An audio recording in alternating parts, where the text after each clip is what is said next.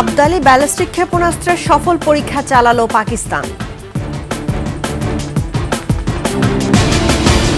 কুরআন সুন্নাহ বিরোধী কর্মকাণ্ড বরদাস্ত করবে না হেফাজত, নারী সংস্কার কমিশন বাতিল সহ 12 দফা দাবি। বিমান বাংলাদেশে নয়, এয়ার অ্যাম্বুলেন্সে ফিরবেন খালেদা জিয়া, উচ্ছ্বসিত নেতাকর্মীরা।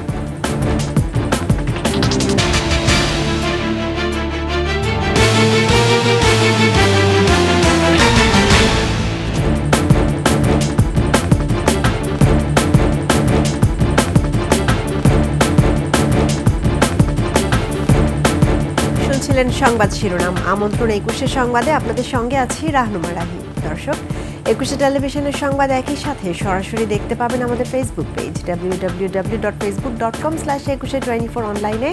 এছাড়া সাবস্ক্রাইব করতে পারেন www.youtube.com/@21TV চ্যানেলে। এছাড়া সংবাদে আরও থাকছে শিল্প সাহিত্য বিজ্ঞান চর্চায় শিশুদের সম্পৃক্ত করার তাগিদ দিলেন 21-এর ভাইস চেয়ারম্যান তাসনুভা মাহবুব সালাম।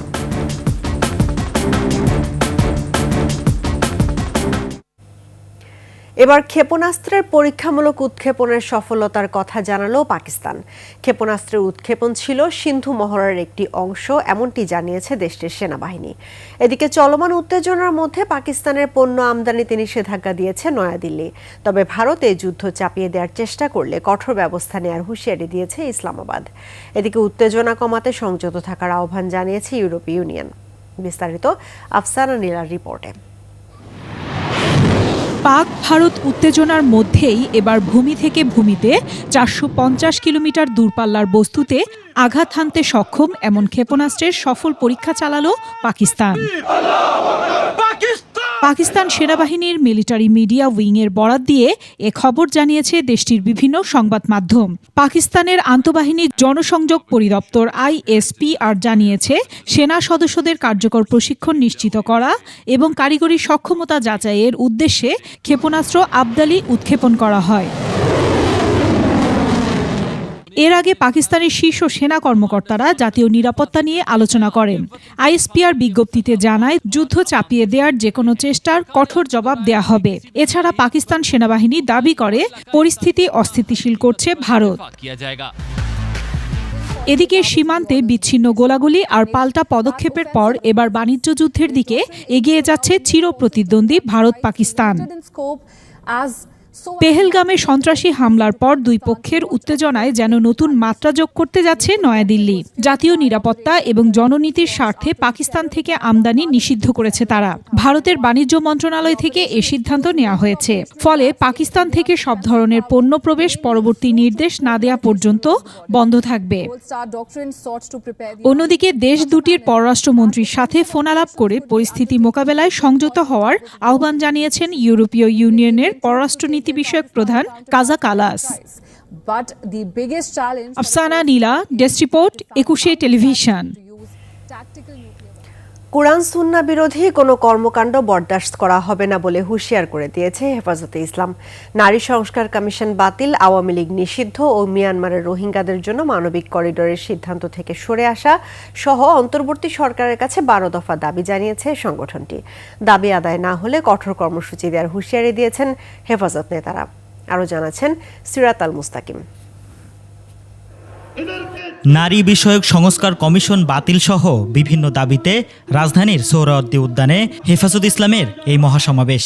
ফজরের পর থেকে সমাবেশ স্থলে জড়ো হতে থাকেন হেফাজতের লাখো নেতাকর্মী। লোকে লোকারণ্য হয়ে ওঠে সমাবেশ স্থল ও আশেপাশের এলাকা। নারী বিষয়ক সংস্কার কমিশন বাতিল, সংবিধানে আল্লাহর উপর পূর্ণ আস্থা ও বিশ্বাস পুনর্বহাল, আওয়ামী ফ্যাসিবাদের আমলে করা সব মিথ্যা মামলা প্রত্যাহার, 2013 সালের 5 মে শাপলা চত্বরের গণহত্যা সহ সব হত্যার বিচারের দাবি জানান বক্তারা। হেফাজতে ইসলামের সিনিয়র যুগ্ম মহাসচিব জুনায়েদ আল হাবিব বলেন, বাংলাদেশে কেউ ইসলাম বিরোধী আইন কিংবা সংস্কার চাপিয়ে দেওয়ার চেষ্টা করলে তার পরিণতিও হবে শেখ হাসিনার মতো।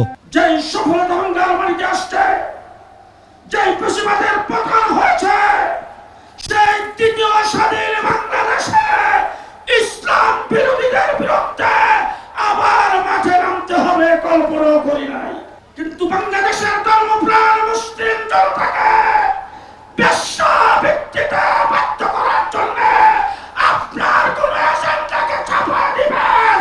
পিতা তক্তা বলে দেবে। নারী বিষয়ক সংস্কার কমিশন সংখ্যাগরিষ্ঠ মানুষের ধর্মীয় অনুভূতিতে আঘাত করেছে বলে মন্তব্য করেন হেফাজতে ইসলামের যুগ্ম মহাসচিব মামুনুল হক। তিনি বলেন, আওয়ামী লীগের পুনর্বাসনের চিন্তা করলে প্রয়োজনে তাদের সাথেও লড়াই হবে। বিতর্কিত নারী বিষয়ক কমিশন এদেশের সংখ্যাগরিষ্ঠ মানুষের ধর্মীয় অনুভূতিতে আঘাত প্রদান করেছে। ধর্মীয় অনুভূতিতে আঘাত প্রদান করবার অপরাধে তাদের বিরুদ্ধে আমরা রাষ্ট্রের শাস্তিমূলক ব্যবস্থা দেখতে চাই। এই কমিশন গঠনের জন্য তরুণরা জুলাই বিপ্লবে জীবন দেয়নি বলে মন্তব্য করেন বক্তারা।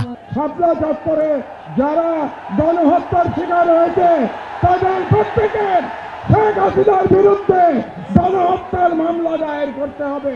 ডক্টর মোহাম্মদ ইউনূস, আপনি ভুলে যাবেন না, আমরা আপনাকে ক্ষমতায় বসিয়েছি। আওয়ামী লীগ নির্বাচন করবে কি করবে না, আওয়ামী লীগ আসবে কি আসবে না, এই সিদ্ধান্ত নিয়েছি আমরা। আওয়ামী লীগ মারা গিয়েছে বাংলাদেশে, আর জানাজা হয়েছে দিল্লিতে। মহাসমাবেশের ঘোষণাপত্র পাঠ করেন সংগঠনের নায়েবে আমির মাওলানা মাহফুজুল হক। নারীর ন্যায্য অধিকার প্রতিষ্ঠায় আগামী 3 মাসের মধ্যে বিভাগীয় সমাবেশ ও 23 মে সারা দেশে বিক্ষোভ কর্মসূচির ঘোষণা দেওয়া হয় সমাবেশ থেকে। পরে মুনাজাতের মধ্য দিয়ে শেষ হয় মহাসমাবেশ। সিরাত আল মুস্তাকিম, 21 টেলিভিশন, ঢাকা। কাতারের আমিরের দেওয়া এয়ার অ্যাম্বুলেন্স করে দেশে ফিরবেন বিএনপি চেয়ারপারসন বেগম খালেদা জিয়া। আগামী সোমবার ওই বিমানে করে তিনি দেশে ফিরবেন বলে জানিয়েছেন বিএনপির মহাসচিব মির্জা ফখরুল ইসলাম আলমগীর। আজ শনিবার রাতে বিএনপি চেয়ারপারসনের গুলশানের রাজনৈতিক কার্যালয়ে এক সংবাদ সম্মেলনে এ তথ্য জানান মির্জা ফখরুল। লন্ডনে চিকিৎসা শেষে 4 মাস পর খালেদা জিয়ার দেশে ফেরার দিন তাকে অভ্যর্থনা দেওয়া হবে বলে জানান মির্জা ফখরুল। তিনি বলেন, অত্যন্ত সুশৃঙ্খলভাবে যানজট সৃষ্টি না করে রাস্তার 2 ধারে দলের নেতাকর্মীরা খালেদা জিয়াকে অভ্যর্থনা জানাবেন। কাতারের রয়্যাল অ্যাম্বুলেন্স, সেই অ্যাম্বুলেন্সের ফ্লাইটেই তিনি আমাদের দেশে আমাদের মাঝে আবার ফিরে আসবেন। তো আমাদের দলীয় নেতাকর্মীদের কাছে আমাদের আবেদন থাকবে যে তারা অত্যন্ত শৃঙ্খলা সহকারে রাস্তার 2 ধারে কোনো যানজট সৃষ্টি না করে তারা তাদের নেত্রীকে, এই মহান নেত্রীকে তারা অভ্যর্থনা জানাবেন। বিএনপি চেয়ারপারসন বেগম খালেদা জিয়ার দেশে ফেরার খবরে উচ্ছ্বসিত দলের নেতাকর্মীরা। প্রিয় নেত্রীকে বিমানবন্দরে স্বাগত জানানোর প্রহর গুনছেন তারা। নয়াপল্টনে দলের কার্যালয়ের সামনে উজ্জীবিত নেতাকর্মীদের ভিড়। আরও জানাচ্ছেন মাহিলা ইসলাম। বাধা বিপত্তি আর শঙ্কা কাটিয়ে জানুয়ারির প্রথম সপ্তাহে চিকিৎসার জন্য লন্ডন যান বেগম খালেদা জিয়া। প্রায় 11 বছর পর দেখা হয় মা ছেলের। শারীরিক নানান জটিলতার চিকিৎসার জন্য লন্ডন হাসপাতালে ভর্তি হন বিএনপি চেয়ারপারসন। 17 দিন হাসপাতালে চিকিৎসা শেষে ফেরেন ছেলে তারেক রহমানের বাসায়। এখন ফেরার পালা নিজ জন্মভূমিতে।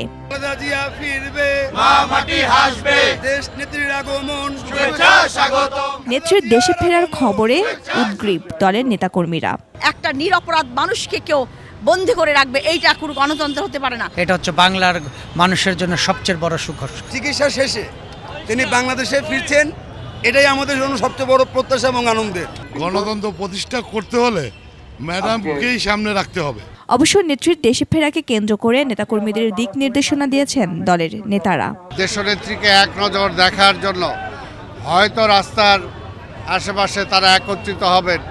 যারা হবেন অন্তত সুশৃঙ্খলভাবে যেন থাকেন, কোনো অবস্থায় যাতে রাস্তার যান চলাচল বন্ধ না হয় এবং কোনো অপ্রীতিকর ঘটনা যাতে না ঘটে।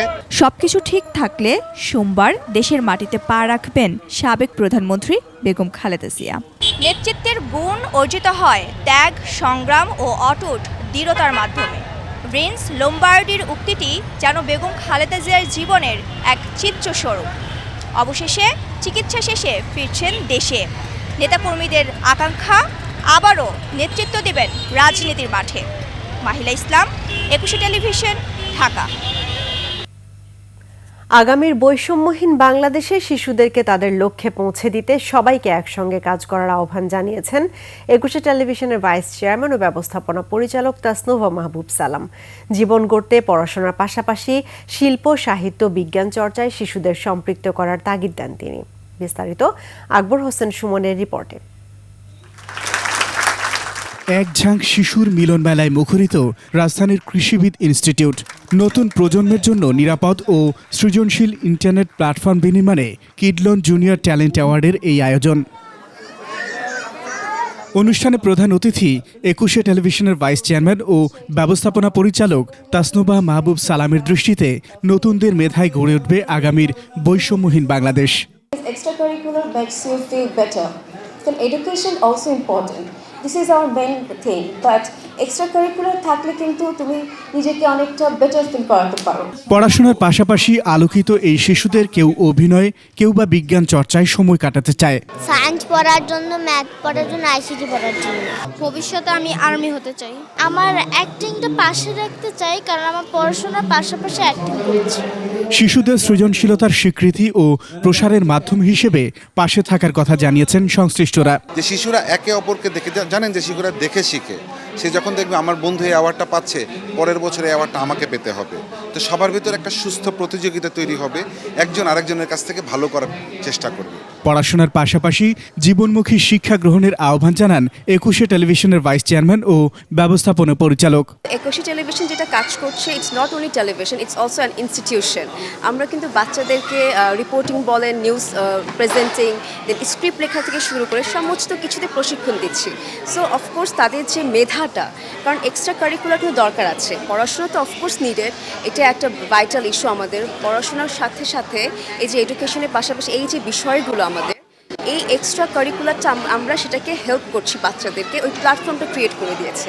ভবিষ্যৎ বাংলাদেশের মেধাবী প্রজন্মকে লক্ষ্যে পৌঁছে দিতে শিশুদের পাশে থাকার আহ্বান জানান তিনি। লক্ষ্যে পৌঁছানোর কথা যেটা, অনেকে কিন্তু নিউজ স্ক্রিপ্ট লেখা থেকে শুরু করে বা নিউজ প্রেজেন্টিং হতে চায়। সো এই প্ল্যাটফর্মটা কীভাবে তৈরি হবে? So we are trying to make this thing to the children. ভবিষ্যতে যেটা আমাদের প্ল্যান আছে, অফকোর্স এই জুনিয়র ট্যালেন্ট হান্ট যেটা, সেটার মাধ্যমে বিভিন্ন, শুধু not only in this Dhaka, total বাংলাদেশে যত বাচ্চারা আছে ট্যালেন্টেড, তাদেরকে তুলে নিয়ে আসার যে একটা ইচ্ছা, সেটা আমরা করবো ইনশাআল্লাহ ফিউচারে। টুইম্বলের আয়োজনে এই অনুষ্ঠানে শিশুদের নির্মল বিনোদন ছিল জাদু প্রদর্শনীতে।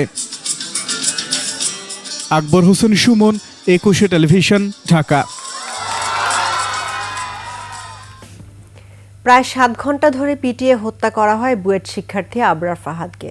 সে রাতে আসামি ২৫ জনের একজনও আবরারকে বাঁচাতে এগিয়ে আসেনি উল্লেখ করে পূর্ণাঙ্গ রায় প্রকাশ করেছেন হাইকোর্ট। রায়ে আসামিদের আপিল খারিজ করে নিম্ন আদালতের দেয়া ২০ জনের মৃত্যুদণ্ড, ৫ জনের যাবজ্জীবন বহাল রাখা হয়। শাকের আরজুর রিপোর্ট। বুয়েটের শেরেবাংলা হলের আবাসিক ছাত্র ও তড়িৎ কৌশল বিভাগের ২য় বর্ষের শিক্ষার্থী আবরার ফাহাদকে ২০১৯ সালের ৬ অক্টোবর রাতে ছাত্রলীগের এক নেতার কক্ষে নিয়ে নৃশংস কায়দায় পিটিয়ে হত্যা করে সংগঠনটির ক্যাডাররা। পরে রাত ৩টার দিকে শেরেবাংলা হলের সিঁড়ি থেকে তার মরদেহ উদ্ধার করে পুলিশ। ২০২১ সালের ৮ ডিসেম্বর আবরার ফাহাদ হত্যা মামলায় ২০ জনের মৃত্যুদণ্ড ও ৫ জনের যাবজ্জীবন কারাদণ্ড দেন আদালত। ঢাকা দ্রুত বিচার ট্রাইব্যুনাল ১-এর বিচারক আবু জাফর মোহাম্মদ কামরুজ্জামান ওই রায় ঘোষণা করেন। রায়ে বিচারক বলেছিলেন, শিবির সন্দেহে আবরার ফাহাদের বিরুদ্ধে মিথ্যা, বানোয়াট ও ভিত্তিহীন অভিযোগ এনে নির্মমভাবে পিটিয়ে হত্যা করে আসামিরা। এমন ঘটনার পুনরাবৃত্তি যেন আর না ঘটে, সেজন্য সব আসামির সর্বোচ্চ শাস্তি প্রদানের সিদ্ধান্ত নিয়েছে ট্রাইব্যুনাল। নিম্ন আদালতের রায় যথার্থ উল্লেখ করে তা বহাল রেখেছে হাইকোর্ট। পূর্ণাঙ্গ রায়ে হাইকোর্ট বলেন, প্রায় ৭ ঘন্টা ধরে পিটিয়ে হত্যা করা হয় বুয়েট শিক্ষার্থী আবরার ফাহাদকে। সেদিন আবরার ফাহাদকে ২৫ আসামির কেউ বাঁচাতে এগিয়ে আসেনি, ফলে তাদের আপিলটি খারিজ করা হলো। মৃত্যুদণ্ড বহাল থাকা ২০ আসামির সবাই বুয়েটের প্রাক্তন শিক্ষার্থী। তাদের মধ্যে বিচারিক আদালতের রায়ের সময় থেকেই পলাতক ৩ জন। অন্যদিকে যাবজ্জীবন কারাদণ্ড বহাল থাকা আসামি ৫ জন। শাকের আরজু, ২১শে টেলিভিশন, ঢাকা। রাখাইনের মধ্যে রোহিঙ্গাদের জন্য আলাদা রাজ্য প্রতিষ্ঠার যে প্রস্তাব বাংলাদেশের জামায়াতে ইসলামী দিয়েছে, মিয়ানমারের জান্তা সরকার তা প্রত্যাখ্যান করে বলেছে এটি দেশটির সার্বভৌমত্ব ক্ষুণ্ণ করেছে। জান্তা সরকারের বিবৃতির বরাতে শুক্রবার এই খবর দিয়েছে মিয়ানমারের নির্বাসিত ব্যক্তিদের হাতে গড়ে ওঠা সংবাদ মাধ্যম দ্য ইরাবতী। ঢাকার গুলশানে গত 27 এপ্রিল চীনের কমিউনিস্ট পার্টির সঙ্গে জামায়াতের একটি বৈঠক হয়। বৈঠকের পর দলটির ব্রিফিংয়ের সূত্র ধরে সেদিন একাধিক সংবাদ মাধ্যমে খবর আসে যাতে রাখাইন রাজ্যে রোহিঙ্গাদের জন্য জামায়াতে ইসলামী আলাদা একটি স্বতন্ত্র রাজ্য গঠনের প্রস্তাব দিয়েছে।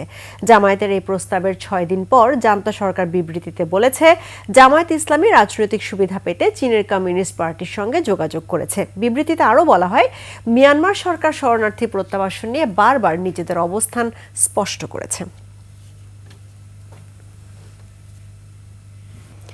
আর এরই সঙ্গে শেষ করছি 21 সংবাদ। তবে যাবার আগে সংবাদ শিরোনামগুলো জানাবো আরও একবার। আবদালি ব্যালিস্টিক ক্ষেপণাস্ত্রের সফল পরীক্ষা চালালো পাকিস্তান।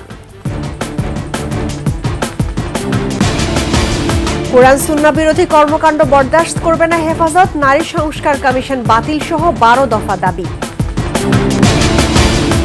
বিমান বাংলাদেশে নয়, এয়ার অ্যাম্বুলেন্সে ফিরবেন খালেদা জিয়া, উচ্ছ্বসিত নেতা কর্মীরা।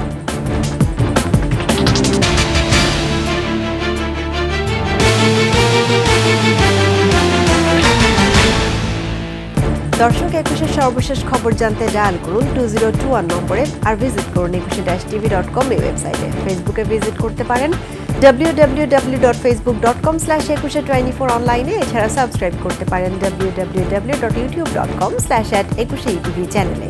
এতক্ষণ সঙ্গে থাকার জন্য ধন্যবাদ। আমাদের পরবর্তী সংবাদ আয়োজন রাত 11টায় দেখার আমন্ত্রণ রইল। 21-এর সঙ্গেই থাকুন।